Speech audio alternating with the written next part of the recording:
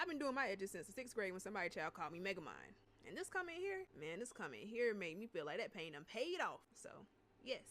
Let me show you what I done learned about the edge game in these years. For this method that I use currently, you're going to need 3, maybe 4 things really to pull this look off. I use Edge Boost for thick and coarse hair.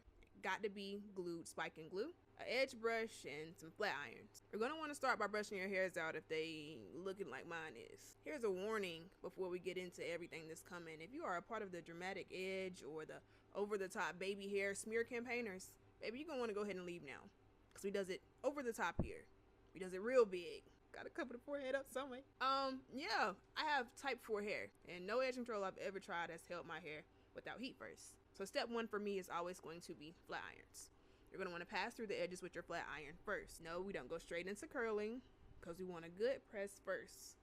Then we go back and start curling. For the sideburns, you're going to want to curl outwards, and then with all of the other sections, you're going to curl downwards towards your forehead.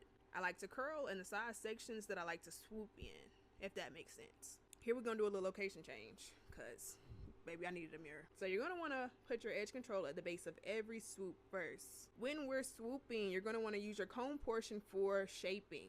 You want to focus on shaping when you're using your comb side. We only bring out the brush side when it's time to reinforce the shape once you get the swoop how you like it. And we're going to repeat that over and over again. Once everything is where you'd like it, you're going to want to get your spiking glue to add another layer of protection. Now, this method keeps my very, very, very overly rebellious edges down for the entirety of my day. But you're going to want to be careful here, and you're going to want to work through it really quickly with the brush side while it's still wet, because once it dries, baby, you at risk of flakes. And I know you don't want that. Once you are done with that, then